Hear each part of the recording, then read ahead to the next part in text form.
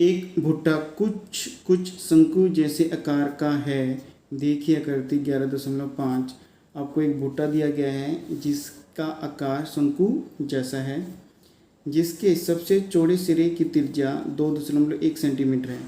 आपका भुट्टा ऊपर से नुकीला होता है और नीचे आते आते हुए चौड़ा होता चला जाता है, और नीचे की तरफ आपके पास डंडी होती है, नीचे दाने नहीं होते हैं। यानी कि यहाँ पर जो त्रिज्या दी गई है यहाँ से लेकर यहाँ तक वो आपको दी गई है 2.1 सेंटीमीटर। इसकी लंबाई ऊंचाई 20 सेंटीमीटर, यानी कि यहाँ से लेकर यहाँ तक आपके पास 20 सेंटीमीटर दी गई है। यदि भुट्टे के प्रत्येक 1 सेंटीमीटर स्क्वायर, यानी कि आपको क्षेत्रफल दिया गया है 1 सेंटीमीटर स्क्वायर, पृष्ठ पर औसतन 4 दाने होते हैं। अगर मैं मान लेता हूँ ये 1 सेंटीमीटर स्क्वायर है तो यहाँ पर आपके पास कितने दाने हैं? 4 दाने ये आपके पास दिए गए हैं।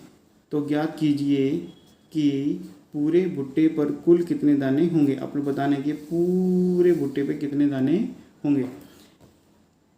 इस डायग्राम को मैं थोड़ा सा आसान बना लेता हूँ, कुछ शंकु जैसा आपको दिखाई देगा। तो ये आपके पास भुट्टा है जो कि शंकु जैसा है। यहाँ से लेकर यहाँ तक आपके पास हो जाएगी त्रिज्या, और यहाँ से लेकर यहाँ तक आपके पास हो जाएगी ऊंचाई। ये मेरे पास h है, ये मेरे पास r है, ये है तिरक ऊंचाई, यानी कि l का मान आपको निकालना पड़ेगा। आपको क्षेत्रफल भी निकालना है। चलो दोस्तों क्वेश्चन को स्टार्ट करते हैं। आपको दी गई है त्रिज्या 2.1 सेंटीमीटर है, फिर आपको दी गई है ऊंचाई, ये आपको दी गई है 20 सेंटीमीटर, और आपको बताया गया है कि अगर मैं मान लेता हूँ कि ये जो मेरे पास इतनी जगह है ये मेरे पास है 1 सेंटीमीटर स्क्वायर है, इसके अंदर आपके पास 4 दाने हैं, 1 2 3 4। तो आपको 4 दाने बराबर दिए गए 1 सेंटीमीटर स्क्वायर।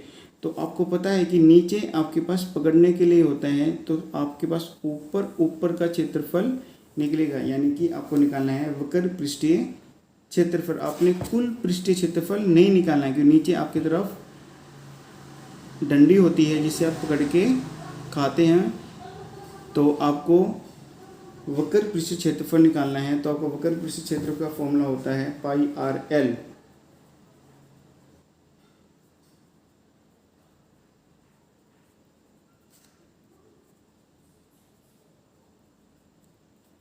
पाई आर एल। पाई का मान आपको पता है 22/7 होता है। आर का मान आपको दे रखा है, एल का मान आपको नहीं दे रखा है। तो हमें पता है कि मेरा यहाँ पर होता है समकोण। हम इस्तेमाल करेंगे पाइथागोरस प्रमेय, जिसमें मेरे को एल का मान आ जाएगा। तो हम ये लिख देते हैं पाइथागोरस प्रमेय। तो यहाँ से लेकर यहाँ तक का आर है, इसको हम कहते हैं आधार। समकोण के सामने हमेशा आपके पास होता है कर्ण, और यहाँ पर आपके पास हो जाएगा लंब। तो पाइथागोरस प्रमेय हमें कहती है कर्ण का स्क्वायर बराबर आपके पास हो जाएगा आधार का स्क्वायर जमा लंब का स्क्वायर। कर्ण आपके पास है एल का स्क्वायर, आधार आपके पास है आर का स्क्वायर, जमा लंब आपके पास है एच का स्क्वायर। आर का मान आपको दिया गया है 2.1 और एच का मान आपको दिया गया है 20। तो हम इनको कर लेते हैं सोल्व।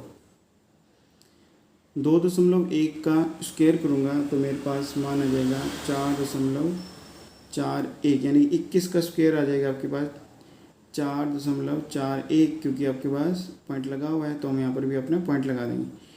20 का स्क्वायर हो जाएगा 2 3 4, और ये 2 जीरो आ जाएगी मेरे पास। तो ये एल स्क्वायर है, तो एल स्क्वायर बराबर मेरे पास आ जाएगा 404.41। तो एल का मान मेरे पास आ जाएगा √404.41। हमें अंडर रूट निकालना है। हम इस्तेमाल करेंगे लॉन्ग डिवीज़न मेथड।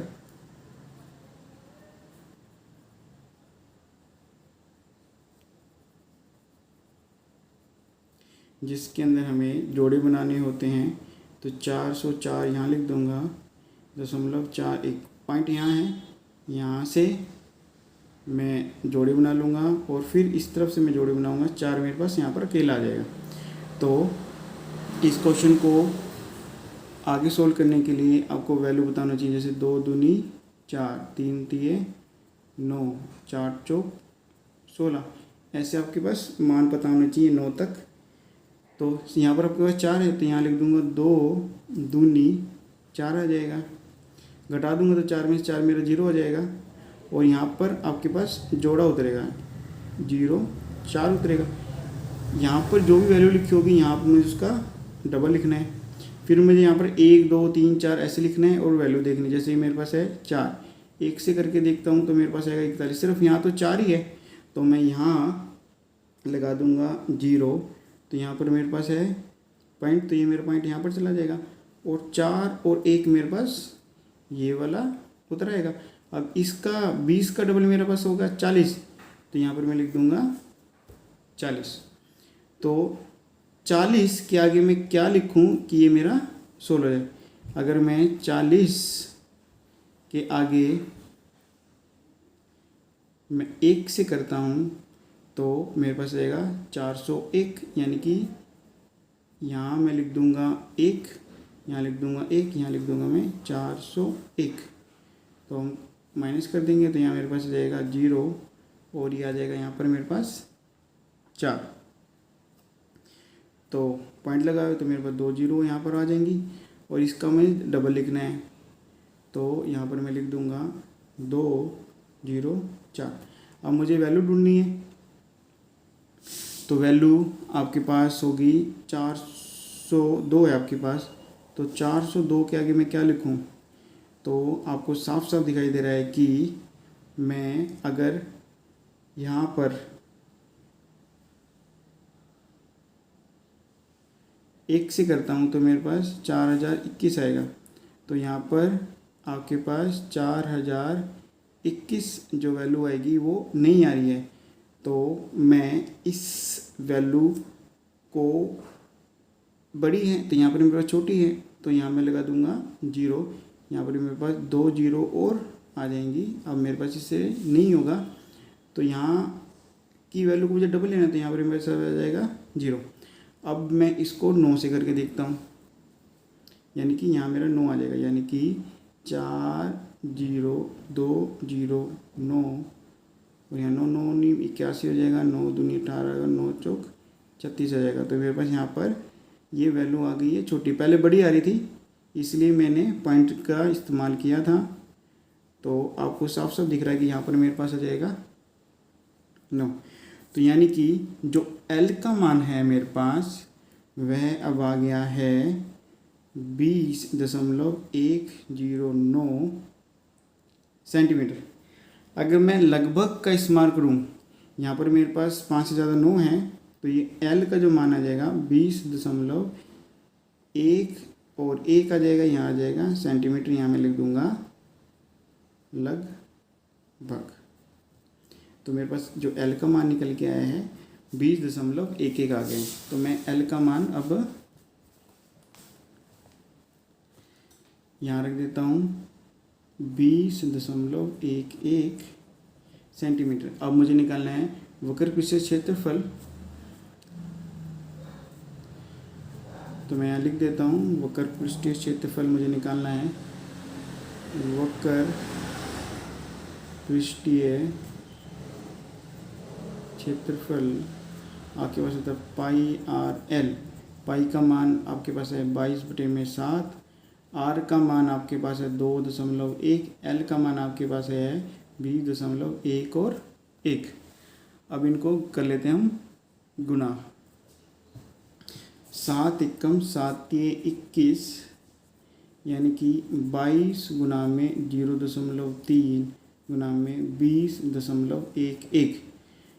तो मेरे पास 22 को 0.3 से गुना करूँगा तो मेरे पास आएगा 6.6 गुना में आ जाएगा 20.11। अब मुझे गुना करना है 20.11 को 6.6 से, तो हम साइड में गुना कर लेते हैं। 20.11 को 6.6 से गुना करें, यानी कि 6 6 0 12 हो जाएगा। 6 6 2 और 1 आ जाएगा मेरे पास, तो इसको जोड़ लेते हैं। 6 6 दूनी 12 और ये मेरे पास आ जाएगा 7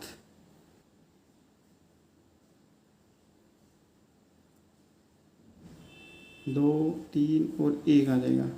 तो पॉइंट मेरे पास आएगा 1 2 3 1 2 3 के बाद, यानी कि 132.726।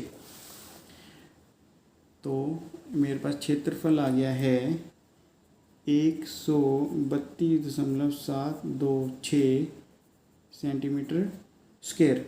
आपको पता है कि 1 सेंटीमीटर स्क्वायर, यानी कि 1 सेंटीमीटर स्क्वायर बराबर मेरे पास हैं 4 दाने। तो मैं निकाल लूँगा दानों की संख्या।